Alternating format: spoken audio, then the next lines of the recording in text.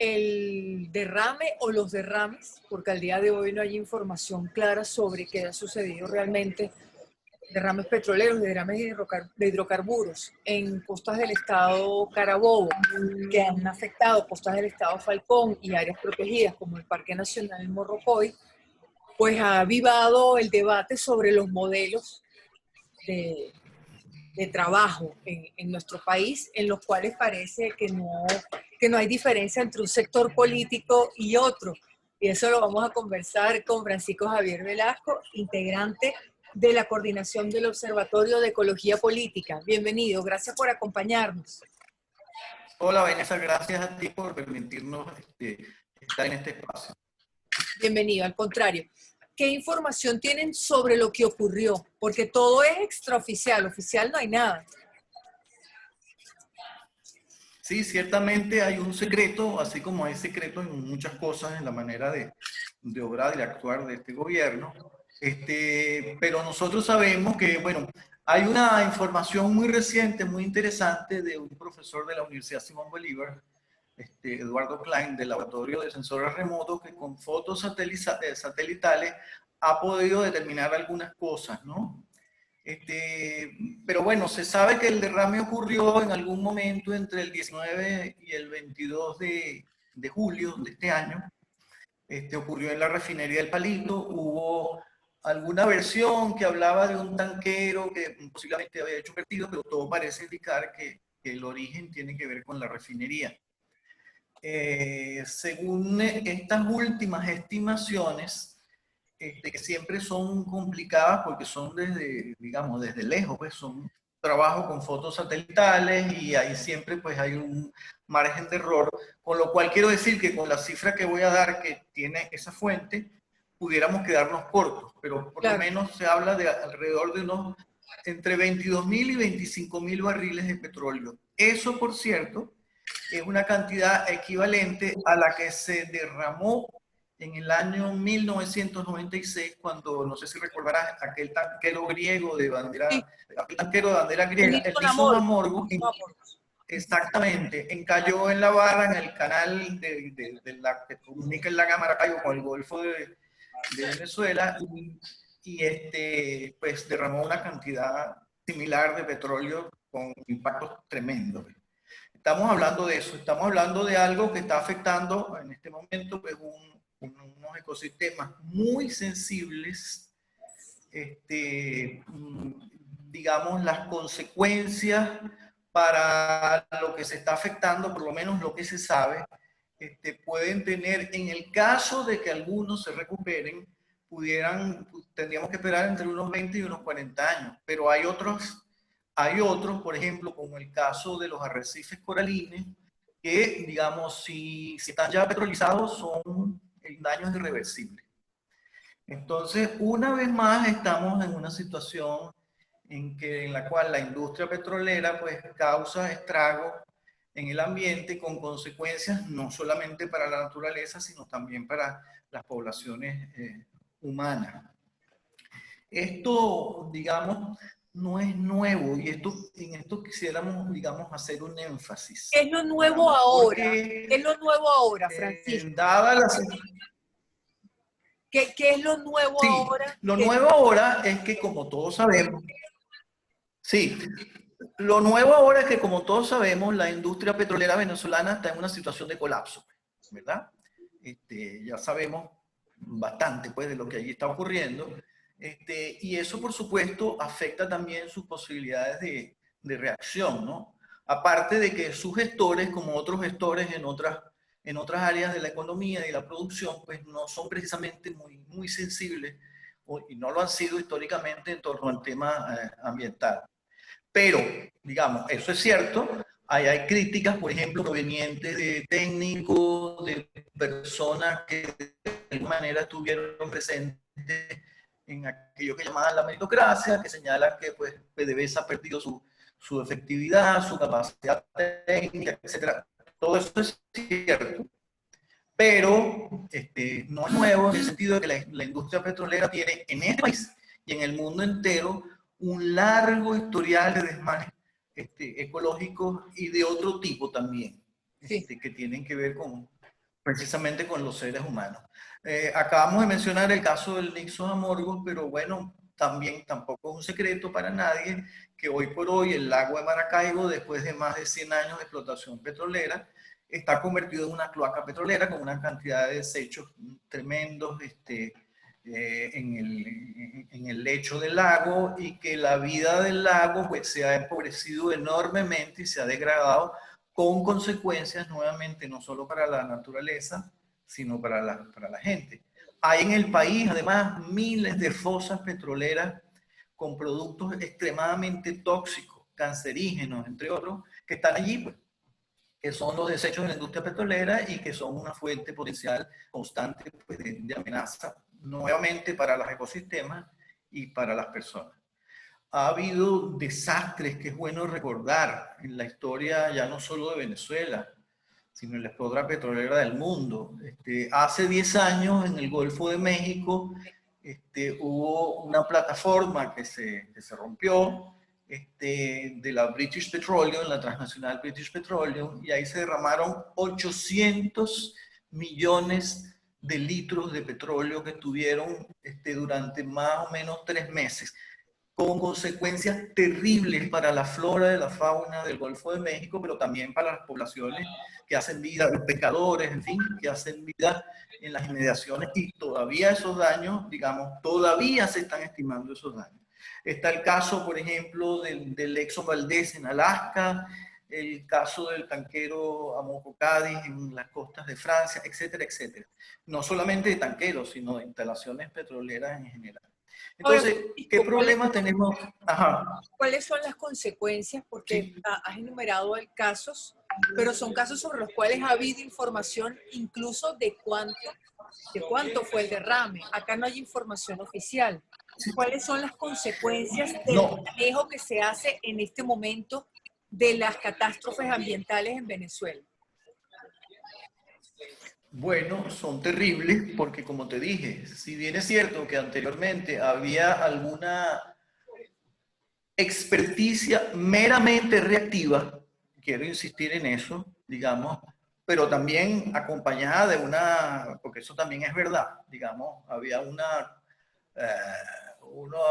aparataje mediático que maquillaba mucho las cosas, pero sí es verdad que había una experticia técnica.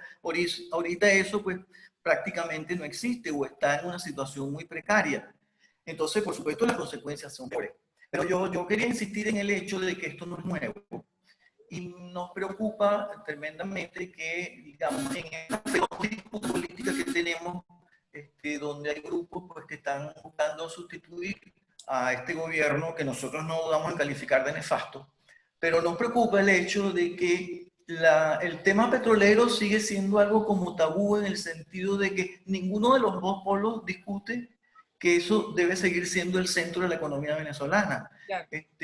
Tú escuchas a expertos petroleros muy meritorios, en fin, pero tú escuchas al doctor Toro Hardy o al doctor Quirós, pero por otro lado escuchas a Paravicini o a Fernando Travieso, y todo, sí, te hablan de que no, aquí petróleo barato y el desarrollo de Venezuela tiene que casar el tema petrolero.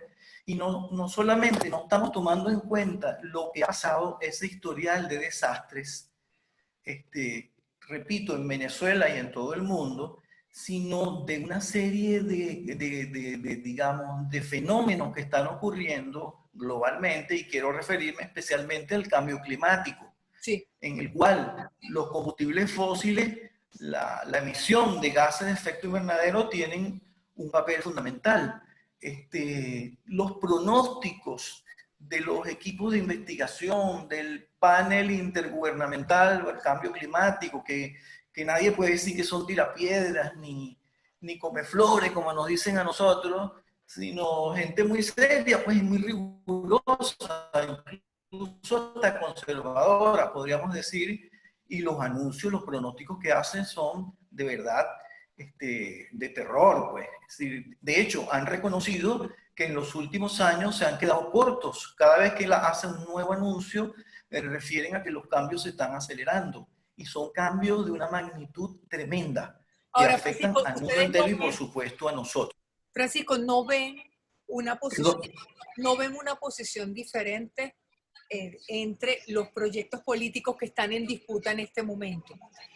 En absoluto. Por lo menos en los que pudiéramos decir que están hegemonizando La discusión. digamos, la confrontación política. Es decir, los que tienen que ver con el gobierno de Maduro y el chavismo, y los que tienen que ver con lo que se aglutinan en esa oposición en torno a Guaidó o en otras expresiones de esa misma oposición. Nosotros creemos entonces que es el momento. ¿Qué cambio esperarían, Francisco? En tu caso, como persona formada con la sensibilidad ambiental y además integrante de ese equipo coordinador del Observatorio de Ecología Política. ¿Qué esperarían de los liderazgos políticos?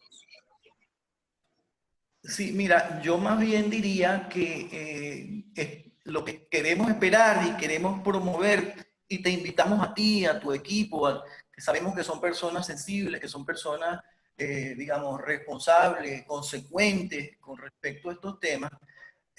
Hay la necesidad de promover un gran debate nacional y que no puede estar centrado solamente en las cúpulas políticas, ni principalmente en un debate que tiene que convocar al conjunto de la nación venezolana, a sus distintos extractos, organizaciones sociales, movimientos, grupos de defensa de los derechos humanos, ecologistas, feministas, organizaciones indígenas, gremios, intelectuales, etcétera, etcétera, porque es algo que concierne al futuro de este país, a la viabilidad del país. Incluso voy más allá, a la viabilidad de la propia especie humana, porque es que las consecuencias del cambio climático y de la crisis ecológica global que en este país pasa por debajo de la mesa mayormente, porque aquí tenemos centrado el interés, bueno, sabemos en esta polarización que hemos tenido, pero esas consecuencias, digamos, nos van a arropar, nos están llegando ya y nos van a llegar muy pronto. No estamos hablando de algo que va a ocurrir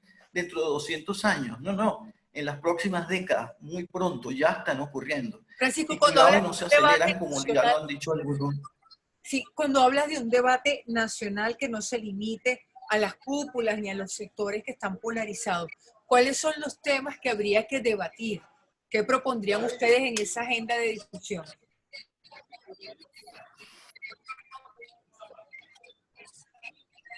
Sí, fíjate, bueno, varios temas. Primero, aquí es fundamental que cambiemos el modo. Yo prefiero hablar de modo de vida porque creo que es una noción mucho más integral, que involucra todo, pues involucra la tecnología, involucra las formas de intercambio, involucra las maneras como ocupamos el territorio, cómo producimos, cómo consumimos, cómo nos desplazamos, etcétera. Sí, ahí está incluido el tema de la movilidad, las tecnologías, la agricultura, la industria, etcétera, etcétera. Entonces, yo creo que eso es fundamental. Y debemos empezar entonces a conformar escenarios futuros, post-petroleros y además post-extractivistas, porque la salida no es la minería, que es igualmente mala o incluso peor. Ahí podríamos hablar en algún momento sobre ese tema, porque ha pasado algo parecido también. Hay quienes creen que por ejemplo, el arco minero con otros gestores puede ser algo muy bueno, que lo malo es que los que lo llevan adelante ahorita son inescrupulosos, son mafiosos, y ese es un tema también. Entonces, ese debate tiene que, digamos, debe adelantarse desde abajo, buscar conformar una gran articulación ciudadana, un gran movimiento que obligue precisamente, y si es necesario, que, bueno, que pase más allá, pues, de estas cúpulas que no tienen la menor intención y además no en su imaginario no son capaces de entender otras alternativas de vida y otras posibilidades de vida que en este momento son urgentes para Venezuela, para América Latina y para el mundo en general. Esta pandemia que estamos viviendo ha sido un detonante de una crisis global que, entre otras cosas, es también una crisis ecológica. También. Claro. Y es un momento precisamente para repensar el país. Quienes piensen en reconstruir el país volviendo a lo mismo que teníamos antes, pues nuevamente están errando, porque ese no es el camino. Ese no es el camino que garantiza la supervivencia de la vida humana y de la vida en su conjunto. Ahora, Francisco, entendemos que, por ejemplo, ustedes esperarían, como observatorio y como activistas, un pronunciamiento de Guaidó, de su equipo o de todas las oposiciones sobre la gestión ambiental de PDVSA y sobre el arco minero con una visión más crítica, ¿sí? Ya ellos han hecho sus respectivos pronunciamientos, pero fíjate, por ejemplo, nosotros hemos escuchado voceros de la oposición que insisten en que hay que volver a la PDVSA de antes, de alguna manera. Sí, sí. Que tenía unas calificaciones profesionales muy buenas y técnicas, pero que de ninguna manera tocan el tema de la naturaleza propia de la industria petrolera. Es decir, esto está en la matriz de la industria petrolera, independientemente de quiénes la lleven adelante y de cuál es el signo político. Puede ser estatal, populista, socialista o capitalista neoliberal. Es exactamente igual. Tú analizas lo que hace la industria petrolera en China, o con las transnacionales chinas, o las estadounidenses, o las rusas, o las españolas, y es exactamente lo mismo. Entonces, digamos, bueno, sí, nosotros los emplazamos, pero te repito, las esperanzas las ponemos más bien en un debate nacional en donde se active la ciudadanía en general con todas sus formas de expresión. Porque esto es algo, digamos, que nos estamos jugando la vida como país, la vida como especie, la vida como humanidad, como sociedad también. Francisco, entonces la idea... Esto implica, por supuesto, también... Esto implica también, disculpa, entre otras cosas, una discusión de la matriz energética. Digamos. Hay otras posibilidades energéticas que tienen que ver con energías alternativas, la energía solar, la energía eólica, que en algún momento, de una manera muy tímida y yo diría que casi demagógica, se dijeron que se iban a impulsar aquí y realmente eso pues se quedó engavetado, o lo poquito que se hizo se destruyó. Pero una matriz energética, digamos, no dentro del mismo sistema. Sí, aquí tenemos que tener un cambio sistémico de la sociedad en su conjunto, insisto, del modo en que hemos vivido, por lo menos los Julián estructurados, pues un tipo de extractivismo y en el rentismo, y que ya no dan para más. La crisis que estamos viviendo lo está mostrando. Esto no es una crisis solamente de un régimen, que como decíamos, no dudamos en calificar de nefasto. Es también la crisis de un modelo que arranca desde la época de Juan Vicente Gómez. Ahora, Francisco, vuelvo a lo que has planteado sobre el debate de la sociedad. Necesitaríamos entonces otra PDVSA con una gestión ambiental responsable. Necesitaríamos borrar el proyecto del arco minero del Orinoco, es decir, olvidarse de eso. ¿Cuál sería la postura tuya? ¿Cuál sería la postura del observatorio? Sí, fíjate, nosotros no podemos decir, porque sería demagógico, hay que acabar con PDVSA dentro de una semana, por decreto, o dentro de 6 meses, porque el petróleo hace todo esto.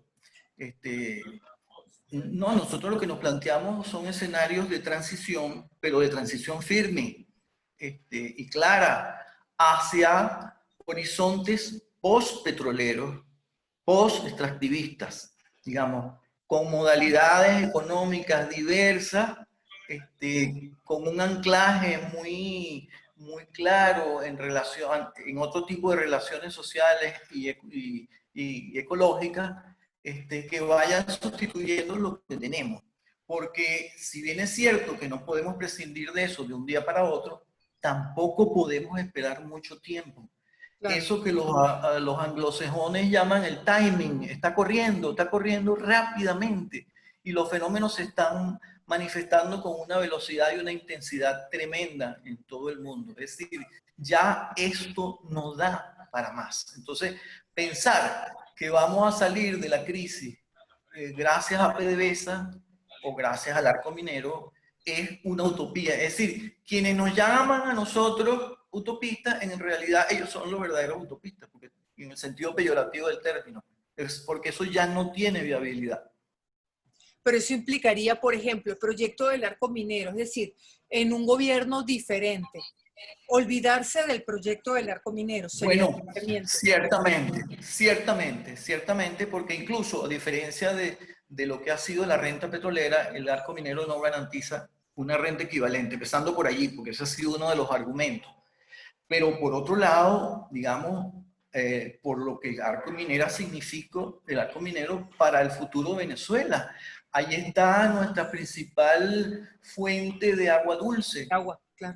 Ya que tenemos el lago de Maracay como lo tenemos, está el río Orinoco y una hidrografía muy extensa, está la mayor biodiversidad del país y eso es un factor también estratégico de sobrevivencia en los tiempos que se avecinan. Están también los pueblos indígenas que tienen una importancia cualitativa en un momento de crisis civilizatoria como el que estamos viviendo.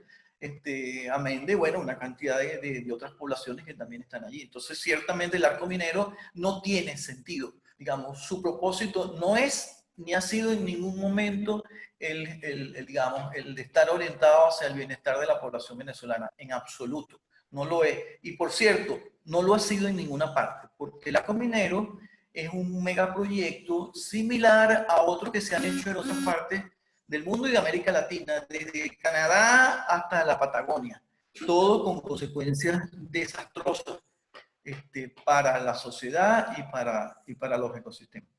Entonces sí, ciertamente una de las primeras cosas que hay que hacer es derogar el arco minero. Y la otra, irnos planteando, insisto, escenarios post-petroleros de manera transicional. Para quienes puedan estar en... Francisco, ¿qué debería hacer un gobierno diferente, por ejemplo, con PDVSA, con la gestión ambiental de PDVSA, para que no vuelvan a ocurrir cosas como las de las que empezamos la conversación?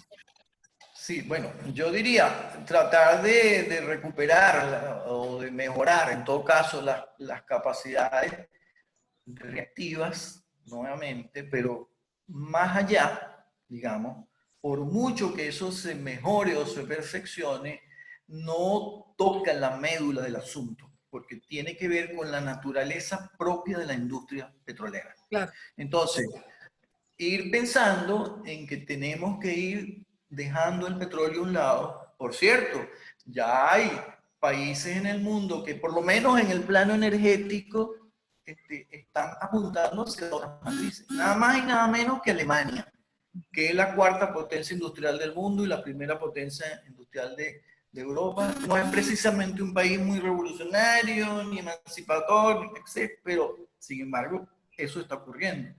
Nosotros nos estamos quedando rezagados en ese sentido porque hay, como lo dice un amigo mío, Frank Bracho, hay en este país, y eso no es un problema solamente de las cúpulas políticas, es un problema de la sociedad venezolana que se estructuró en estos 100 años. Aquí hay una especie de petroadicción y nos cuesta mucho pensar en otra manera de vivir que no sea en torno al petróleo. Y por supuesto que es posible, claro que es posible. Y eso no significa, como algunos dicen, que queremos volver a la prehistoria, que queremos andar en mula o en camello, porque muchas veces nos han dicho esas cosas. No, no, no. Hay una gran posibilidad, de hecho, que probada en experiencias microsociales que tienen que ver con la energía, con la tecnología, con la vivienda, con la movilidad, con la forma de producir alimentos, etcétera, etcétera, con la forma de tratar el agua, que, digamos, implican realmente escenarios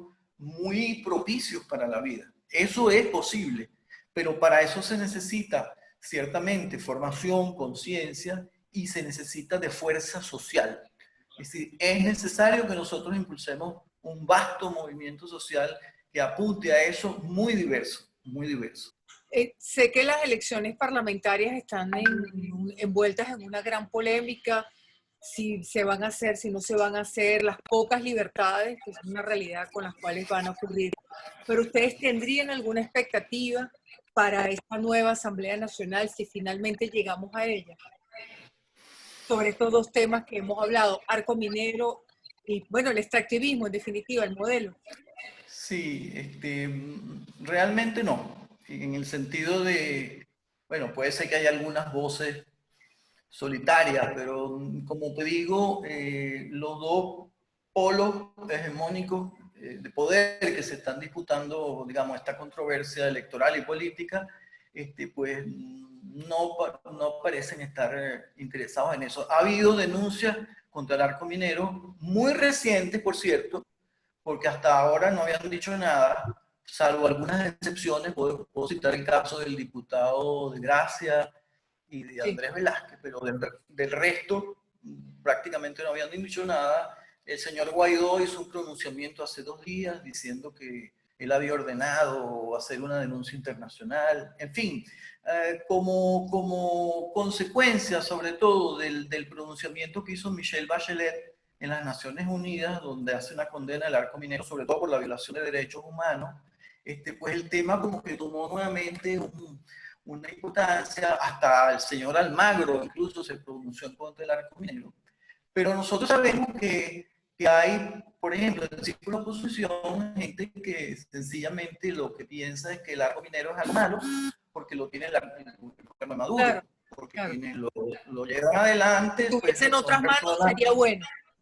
Exactamente, si le cambiarían el nombre, un poco por ahí está la cosa. Por lo menos sabemos de algunas personas que piensan así. Incluso ya en conversaciones privadas, yo he tenido debate con personas que piensan que la gran minería es muy buena, que la mala es la minería llamada ilegal o artesanal, que no es tan artesanal, por cierto, y que entonces la gran minería que las transnacionales o una alianza transnacional Estado puede llevar adelante, llega a poner el orden. Por cierto, esa fue la consigna que lanzó el gobierno de Maduro cuando anunció el arco minero del Orinoco. Y no, por ahí no hay opción, que son igualmente malas y además se dan la mano. Sin duda. Entonces vemos a los proyectos políticos polarizados en lo mismo y ustedes están planteando una agenda diferente.